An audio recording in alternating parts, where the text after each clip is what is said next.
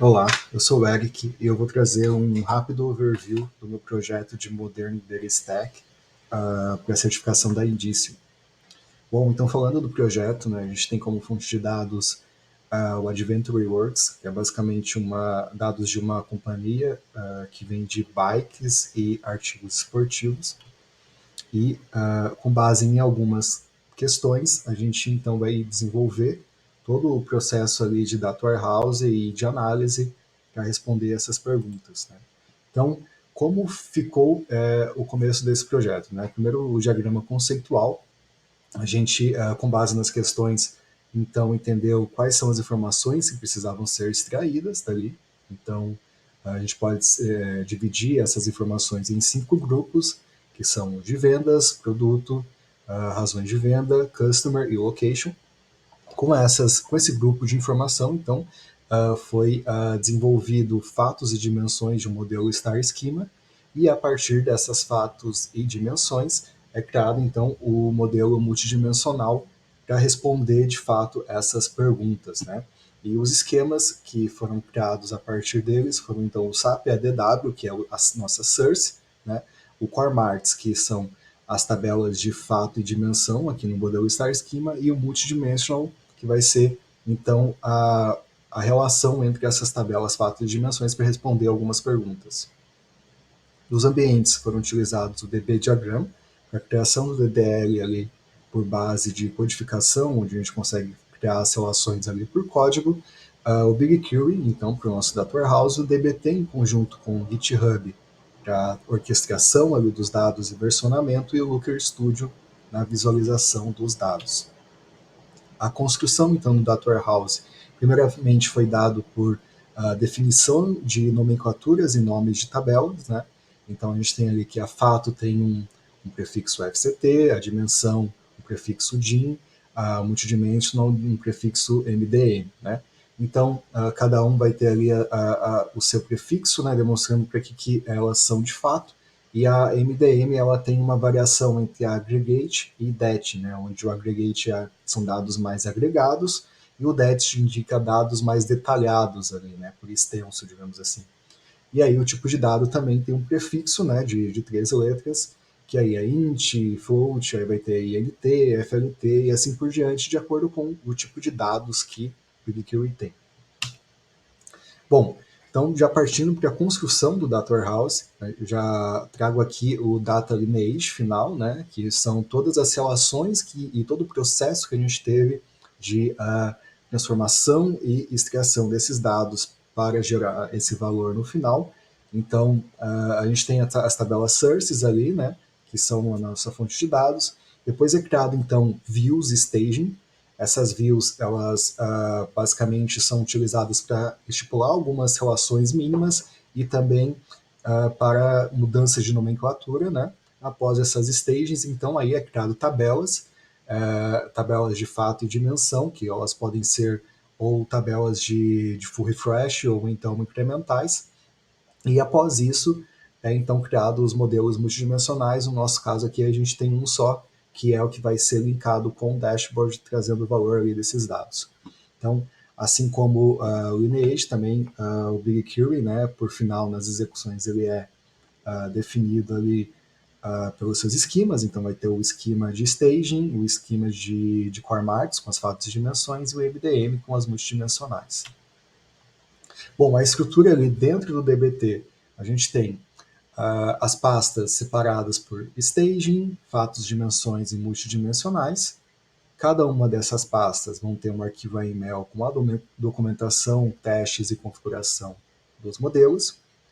E as estruturas de SQL, elas seguem um padrão muito bem definido ali, onde tem cada CTE, cada tabela chamada em uma CTE específica, e uma CTE final com todas as manipulações, e aí chamado final ao fim da query, né? Fazendo com que a gente consiga ter uma visualização melhor do que está acontecendo dentro desses modelos, né?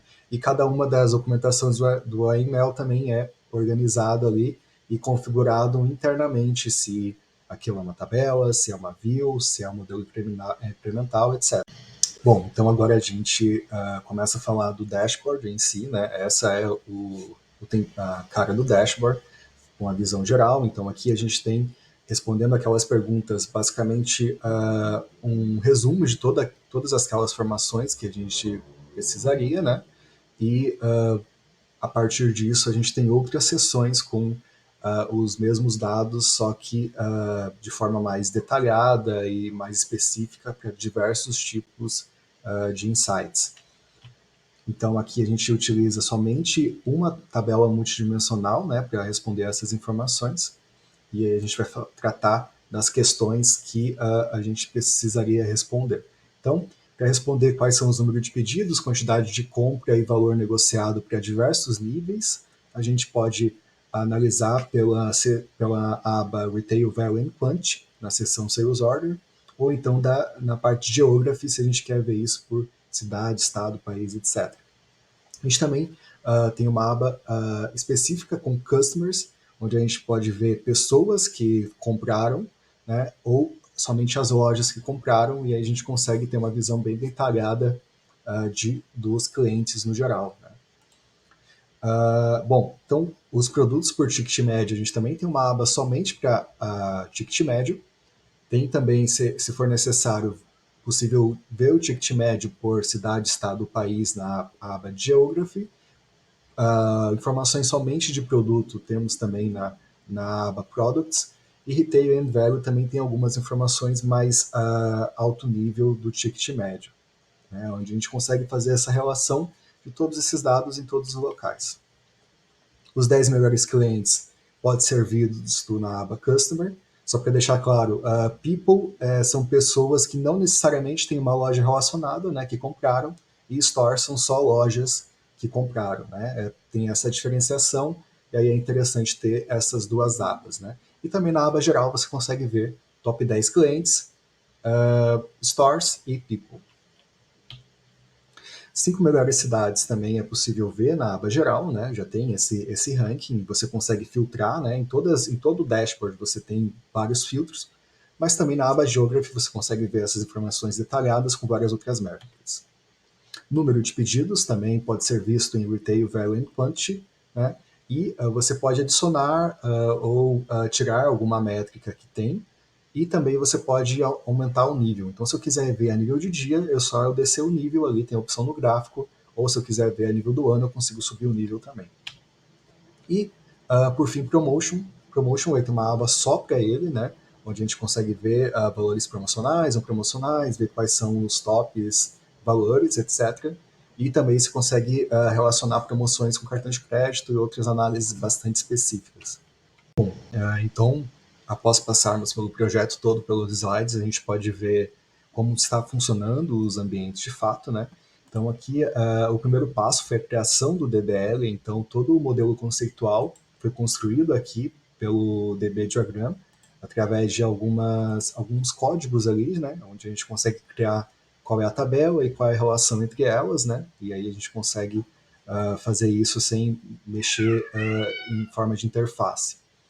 Depois, então, é criado toda a orquestração dos dados aqui no DBT, onde ele é organizado por tabelas, né? E essas tabelas elas estão em algumas pastas, e os AMLs são a documentação, testes e configuração desses modelos. Depois a gente chega aqui no BigQuery, onde basicamente é onde toda a execução ocorre, né? O DBT somente faz a orquestração dessas configurações, e aqui a gente vê então que ele criou as tabelas, definiu as tabelas normais ou as incrementais, criou as views quando necessário e organizou de acordo com o que a gente esperava ali nas configurações. Depois, então, a gente tem por fim o dashboard, né, onde aqui a gente tem a visão geral, que é a primeira parte ali do dashboard. Todas as outras seções são informações mais específicas, e elas podem ser agregadas ou mais detalhadas, ou mudando então métricas opcionais. Então você consegue adicionar métricas, tirar algumas métricas, mudar nível das métricas, né, tudo para contribuir com uma análise mais flexível ali para quem de fato for usar. Né.